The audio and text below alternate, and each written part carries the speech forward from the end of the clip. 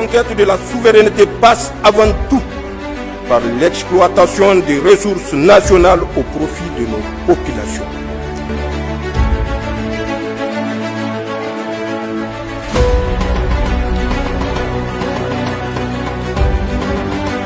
Ici, à côté de nous, Talon a quitté, Talon est parti parce qu'il y a eu des élections. Est-ce que ça va changer les relations entre le Niger et le Bénin, vous pensez? Et à quand l'ouverture? Parce que les gens demandent beaucoup. L'ouverture de la frontière entre le Bénin et le Niger, ça pose problème. Les populations demandent. Mais Talon n'était pas le véritable problème. Ah oui. Le véritable problème, c'est toujours Macron. Ok. Donc quand nous disons que Talon, c'est quelqu'un qui est instrumentalisé. Aujourd'hui, il y a eu un changement de régime au Bénin. Oui. Et vous attendez quoi? C'est changement de régime? Des gages de bonne volonté. D'accord. Des gages de bonne volonté. Que le Bénin sorte pour dire que lui n'a rien à voir avec les intérêts de la France.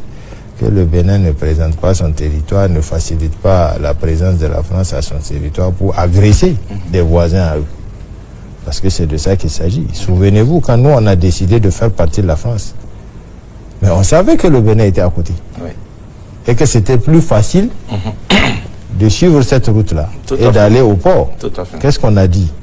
On a dit aux Français que vous sortez par la frontière du Tchad. Oui. Et ça, on l'a imposé. Si vous avez suivi les actualités pendant ce temps, ils étaient obligés d'aller vers là-bas.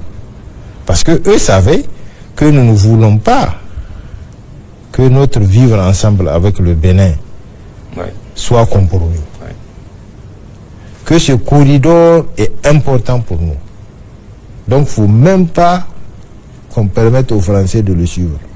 On va le laisser tel qu'il est pour que nous puissions toujours continuer à l'utiliser pour nos approvisionnements. Oh, si maintenant Talon ne l'avait pas compris, c'est parce qu'il ne nous a pas écoutés.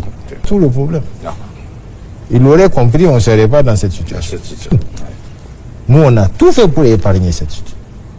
On a tout fait pour épargner cette relation. Tout. Ouais. Ici, Niamey, c'est plus facile d'aller à Parakou et de descendre. Tout à fait. Voilà, on l'a dit Tchad, pour leur donner du fil à retordre. Ils ont traversé tout le Niger, d'ouest en est, pour sortir vers la frontière du Tchad. Maintenant, le Bénin leur donne la possibilité de revenir à 150 km, disons, à vol d'oiseau de nous, ici à Malanville. Donc voilà ce qu'on reproche. Il n'y a aucun espoir pour... Ah non, de l'espoir, il y a toujours de l'espoir. On ne va pas continuer à vivre comme ça. Est-ce qu'on n'a pas choisi d'être des voisins? Tout à fait. Un beau jour, certainement qu'ils auront la lucidité de comprendre qu'on ne peut pas faire ça à un voisin. Ils vont cesser tout ça, ils vont donner les gages de bonne volonté, on va reprendre nos activités. C'est que maintenant, c'est une confiance qui est rompue. Oui, tout à fait. La confiance se construit, comme je le disais tout à l'heure, au jour le jour. Oui, bien sûr. Voilà, donc c'est au jour le jour qu'il faut aider à comprendre, à dissiper tout ce qu'il y a comme malentendu entre nous. Voilà ce qu'on leur reproche. Pourquoi ils font ça à des voisins?